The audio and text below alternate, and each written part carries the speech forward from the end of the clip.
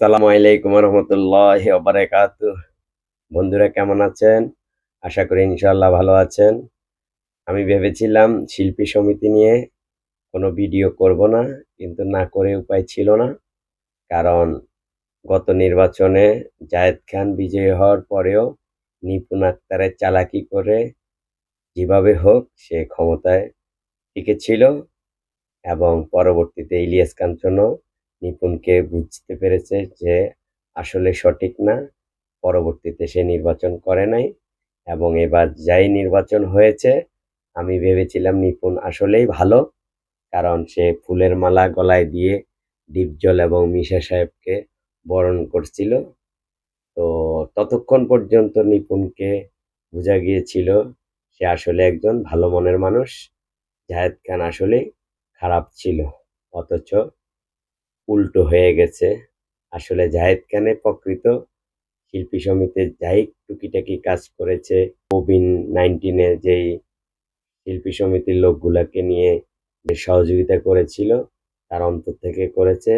আর নিপুণ আক্তার লোক দেখানো এবং যারা বাদ পড়ে গেছিল শিল্পী সমিতিতে তাদেরকে ফিরিয়ে এনেছিল। আনার পরেও তারা ভোট দিয়েও তাকে জয়যুক্ত করতে পারে নাই। এরপর এখন আবার নতুন নাটক শুরু করেছে, যে নাটকের প্রতিফলন আসলে নিপুণের জন্য ভালো হবে না, এবং সে জায়েদ খান থেকেও খারাপ অবস্থায় তার পড়তে হবে। কারণ সে ডিপজল সাহেবকে যে কথাগুলো বলছে, শত্রু হলেও মানুষ এভাবে কথা বলে না। অথচ ডিপজল সাহেব একসময় তাকে শিল্পী সংগঠনে এনেছে, এবং যাই হোক সিনিয়র শিল্পী, সব দিক দিয়ে মিলিয়ে তাকে এইভাবে খাটো করে কথা বলা উচিত হয় নাই। এবং 27 দিনের পরে রিট করেছে, এটাও 100% সঠিক হয় নাই। তো আপনারা দেখতে থাকেন শিল্পী সমিতির প্রতিক্রিয়া, এবং আসলে নিপুণের জন্য বড় ধরনের সমস্যাই হবে। কারণ আত্মসম্মান বড় কথা, শুধু যে মারামারি করলে বড় কথা তা না। সে যে জিনিসটা করছে তা শিল্পী সমিতি সবাই তাকে বয়কট করার কথা। বাকিটা আপনারা দেখতে থাকেন। ধন্যবাদ। তবে তার এইরকম হঠকারী সিদ্ধান্ত চলচ্চিত্রের এমনি দুঃসময়, তার মধ্যে সে নির্বাচন কমিশন, আপিল কমিটি, আমাদের সেক্রেটারি জেনারেল নির্বাচন নিয়ে যে প্রশ্ন তুলেছে, সেটা একেবারেই মানে ওনার নিজের কাছে। উনি প্রথমে যেভাবে মালা পরিয়ে দিয়ে উনি বলেছেন একটা মানে আমি আমার বড় দীপজল ভাই আমার বাপের মতো, এটা বলেছেন। সে বাপকে অশিক্ষিত বলে তা হেয় করার যে প্রবণতা উনি দেখিয়েছেন, তাতে মিল পাচ্ছি না। আমরা ধারণা করে নিচ্ছি ওনার কোনো মাথায় সমস্যা আছে কিনা। আমাদের কমিটির সিদ্ধান্ত মনে হচ্ছে যে তারা বলতে যাচ্ছে যে তার আসলে চিকিৎসার খুব প্রয়োজন। আর কথার মধ্যে কাজের মধ্যে কোনো, আমরা আসলে এটাকে আমরা আমলে নিচ্ছি না, কারণ রিট হওয়ার মতো ঘটনাই ঘটেনি। এবং এটা স্বাধীনতা আছে, আমিও করতে পারি, আপনিও করতে পারবেন। রিট যে কোনো মানুষ যে কোনো মামলার বিরুদ্ধে করতে পারে, বা এটা তার রাইটস আছে, অধিকার আছে।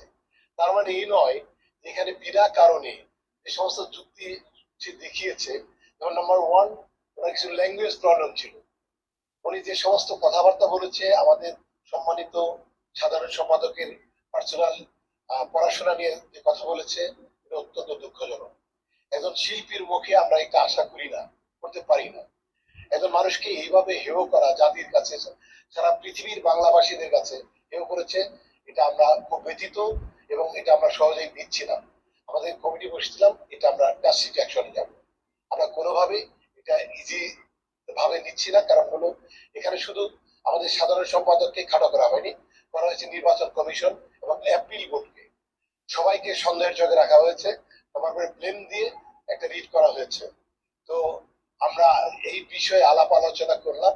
আমরা বিষয়ে একটা সিদ্ধান্ত নিয়েছি যে এই যে এই বক্তব্যটা করেছে, সারা পৃথিবী জুড়ে যার এই বক্তব্য ঘুরে বেড়াচ্ছে, শিল্পী সমিতি নিয়ে এত নিষ্ঠুর কথাবার্তা যিনি বলেছেন, তাকে আমরা 7 দিনের একটা এক্সপ্লেনেশন কল করবো, ব্যাখ্যা যাব। তার ওনার সন্তুষ্ট যদি জবাব না হয়, 7 দিনের মধ্যে ওনার মেম্বারশিপ আমরা বাতিল করি। একটি সংবিধানে লেখা আছে যে কোনো কর্মকর্তাকে হেয় করা হয় তাহলে তার সদস্যপদ যাবে। মানে অনেকগুলো কারণ আছে যেটা তার সদস্যপদ চলে যেতে পারে। আমরা তাকে একটা চিঠি দিচ্ছি, চিঠিতে লেখা থাকবে যে এই কারণে আপনার সদস্যপদ আপনি হারাবেন, আপনি কেন হারাবেন না আপনার পক্ষে যুক্তি দিয়ে আমাদের চিঠি দিন। এবং আমরা সেই চিঠিটা 3বার দেবো তাকে। একদিন আমরা দেবো 7 দিনের মধ্যে, যদি উনি উত্তর দিতে না দেন তাহলে আমরা আরেকটা চিঠি দিব, সেটা 5 দিনের মধ্যে উত্তর চাইবো, এবং 5 দিনের মধ্যে যদি উনি উত্তর না দেন তাহলে আমরা আবার 3 দিনের জন্য তাকে আরেকটা চিঠি দিব। এই 3টি চিঠি পাওয়ার পরে উনি যদি সুন্দরমূলক উত্তর আমাদেরকে দিতে পারেন তাহলে আমরা চেষ্টা করব যে একটা সুন্দর সমঝোতা করে আমরা সমিতিটাকে এগিয়ে নিয়ে যেতে পারি। আর যদি তা না করেন তাহলে এই 3টা চিঠির পরিপ্রেক্ষিতে কোনো সঠিক উত্তর যদি আমরা না পাই তাহলে আমরা তাকে আমাদের সমিতি থেকে আমরা বহিষ্কার করতে বাধ্য হবো। যেহেতু কালকে ঘটনাটি ঘটেছে, কালকে আমরা জেনেছি, এই জন্য আজকে আমরা জরুরি মিটিং ডেকেছি।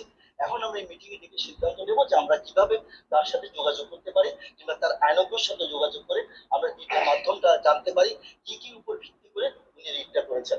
এখন একটা কথা আছে, তার বাসা আছে, তার বাসায় আমরা পাঠাতে পারি, এবং এটা হোয়াটসঅ্যাপে খোলা আছে। আপনারা দেখছেন যে নাগরিক টিভির সাথে সে হোয়াটসঅ্যাপ মাধ্যমে কথা বলেছে, প্রয়োজন আমরা তার সাথে হোয়াটসঅ্যাপের মাধ্যমে কথা বলবো।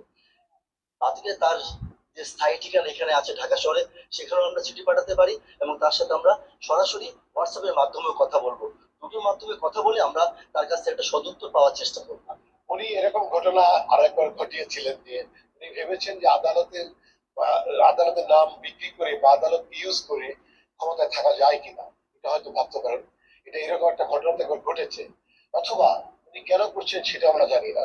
নির্বাচন উনি আবার চাচ্ছেন, যে নির্বাচনটা হয়েছে এই নির্বাচন উনি মেনে নিয়েছেন, সবাই মেনে নিয়েছে, আবার একই নির্বাচন উনি চাচ্ছেন। এই জন্য আমরা ভাবছি যে কোনো প্রবলেম আছে না কিনা, ওনার মানে কোনো মানসিক সমস্যা হয়েছে। আমরা শিল্পী, টাকা ছাড়া কিছু বুঝি না, এটা যদি আমরাই বলি তাহলে কি আমাদের কোনো অস্তিত্ব থাকে? এটা তো অসম্মানের আর কি থাকতে পারে একটা শিল্পীর জীবনে? আমরা কি টাকা ছাড়া কিছু বুঝি না? তাহলে কি এটা বুঝবো যে উনি নির্বাচনের জন্য অনেক টাকা খরচ করেছেন, প্রচুর টাকা আমাদের শিল্পীদেরকে দিয়েছেন, কিন্তু শিল্পীরা সে টাকা নিয়েছে কিন্তু তাকে ভোট দেয়নি? এই কথার অর্থ কি এটাও দাঁড়ায় না? এইটা আসলে আইনের বিষয়, এটা আরো ভেবে দেখতে হবে। আমাদের কাছে মনে হয়েছে যে সে যে কাজটি করেছে সারা পৃথিবীর বাংলাভাষীদের কাছে যে থ্যাংক ইউ।